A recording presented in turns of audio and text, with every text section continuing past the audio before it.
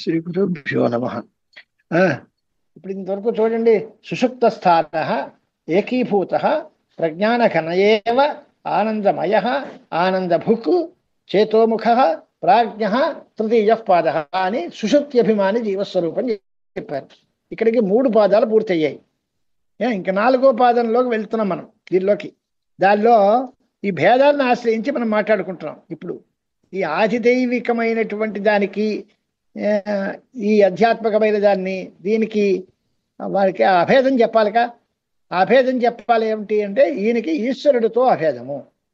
ఈ స్వప్నావస్థాపన్నమైన జీవుడికి ఏష సర్వేశ్వర, ఏష సర్వజ్ఞ, ఏష అంతర్యామి, ఏష యోనిస్సర్వస్య ప్రభవాప్యయౌహి భూతానాం అని ఈయనకే సర్వమైనటికి ఈ ప్రాజ్ఞుడే ఆధిదైవికమైన అంతర్యామితో అభేదాన్ని పొందినవాడు.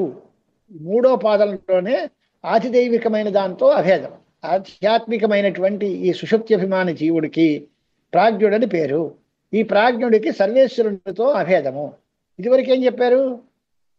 విశ్వడికి విరాట్ స్వరూపుడితో అభేదం, తైజసుడికి హిరణ్య గర్భుడితో అభేదం. ఇప్పుడు ఈ ప్రాజ్ఞుడికి సర్వేశ్వరుడితో అభేదం చెప్తున్నారు. ఆ చెప్పడం కోసం ప్రారంభిస్తున్నారు. ఏష సర్వేశ్వర,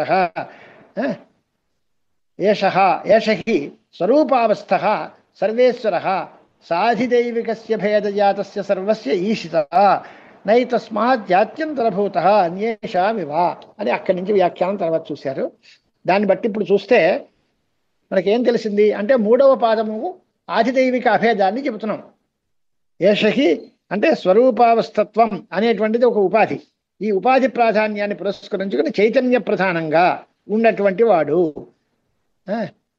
స్వరూపావస్థ, స్వరూపంలోనే ఉన్నటువంటి సర్వేశ్వర అనే దానికి సర్వస్య ఈశిత అని అర్థం. సర్వేశ్వర అంటే సర్వస్య ఈశ్వర. సర్వస్య అనే దానికి అర్థం ఏంటి?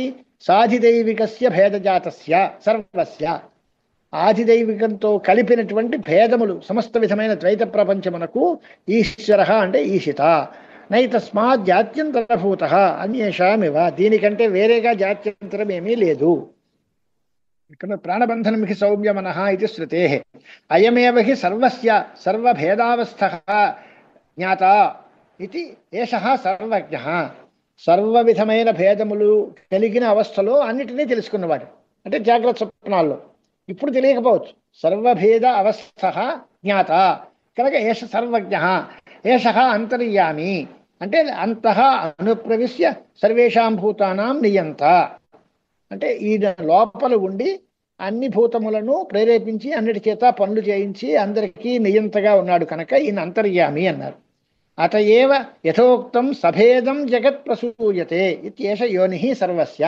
ఈ నుంచే అతయేవ అంటే ఇతని నుంచే, ఈ స్వప్నావస్థాపన్నమైన జీవుడి నుంచే, ఈశ్వరుడి నుంచే సమస్త విధమైన భేదములతో కూడిన జగత్ అంతా దీనిలోంచే తయారవుతోంది కనుక ఈయనే దానికి కారణం. యోని అంటే కారణం. యోని సర్వస్య. యతః ఏవం ప్రభవ చ అప్యయశ్చ ప్రభవాప్యయోహి భూతానాం ఏష ఏవ.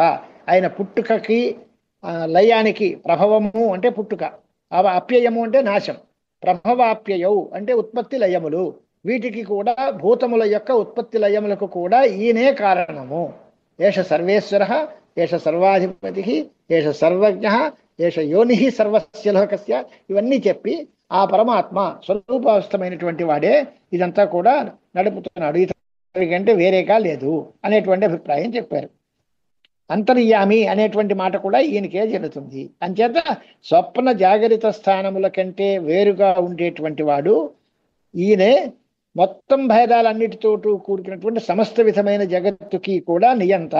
ఆయనే ఈశ్వరుడు, ఆయనే వీటికి ఉత్పత్తికి లయానికి కారణభూతుడు అనేటువంటి మాట చెప్పి ఈ 3 రకాలైనటువంటి మాండుక్యోపనిషత్తులో మొదటి 3 పాదాలు చెప్పారు. 4వ పాదం సిద్ధాంతం పరమాత్మ పరం. ఈ మధ్యలో గౌడపాదాచార్యుల వారు కారికలు పెట్టారు. అంటే ఈ 3 పాదాలకి సంబంధించినటువంటి కారికలు.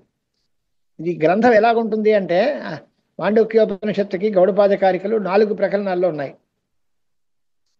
మొదటిది ఆగమ ప్రకరణం. ఆ ఆగమ ప్రకరణంలోనే ఉపనిషత్తు అంతా ఉంది. ఇక తర్వాత 3 ప్రకరణాల్లో ఉపనిషత్తు లేదు, కానీ కారికలు మాత్రమే ఉన్నాయి. దీనిలో ఈ గ్రంథంలో ఆగమ ప్రకరణంలో ఉండేటువంటి ఉపనిషత్తు చెప్పి దానిలో మొదటి 3 పాదాల గురించి వివరించి ఈ 3 పాదాలకి సంబంధించిన గౌడపాదికారికలు ఇక్కడ ఉన్నాయి. దానికి భాష్యకారులు వ్యాఖ్యానం చేశారు. ఇది అయిన తర్వాత చతుర్థ పాద వ్యాఖ్యానం ఉంది. దాంతో ఉపనిషత్తు పూర్తయిపోతుంది. దానికి వ్యాఖ్యానం చేసిన తర్వాత ఆగమ ప్రకరణం పూర్తయిపోతుంది. అక్కడతోటి మాండుక్యోపనిషత్తు అయిపోయినట్టే లెక్క. తర్వాత గౌడపాదాచార్యుల వారు వైతథ్య ప్రకరణం, అద్వైత ప్రకరణం, అలాత శాంతి ప్రకరణం అని పెద్ద విస్తారంగా వాక్యార్థ గ్రంథం అన్ని విచారణలన్నీ చేసి 3 ప్రకరణాల్లో అద్వైత సిద్ధాంతం యొక్క ప్రచారం అంతా తర్వాత చేశారు. దానికి వివరణలు మొదట్లో మనం అనుకున్నాం. వైతథ్య ప్రకరణం అంటే జగన్మిథ్యాత్వం యుక్తితో సాధించే ప్రకరణము. జగత్తు మిథ్య అన్నప్పుడు పరమాత్మ కూడా మిథ్యే అంటారేమో అని అంటే అలా కాదు, దీన్ని సాధించాలి కనుక అద్వైత ప్రకరణం ఉంది.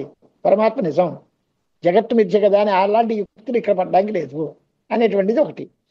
తర్వాత వాళ్ళకి విరోధాలు ఏవైనా ఉంటే వాళ్ళని విరోధాలు పరిహరించి అలాత శాంతి ప్రకరణంలో దాని మీద వచ్చే దోషణాలన్నీ పరిహరించడం తర్వాత ప్రకరణం. అదంతా శాస్త్రీయమైన గ్రంథం. ఉపనిషత్తుకి వ్యాఖ్యానం మాత్రం ఇక్కడే నడుస్తుంది. 12 మంత్రాలు. 12 మంత్రాల్లోనూ ఇప్పటి వరకు మనకి 6 మంత్రాలు అయ్యాయి.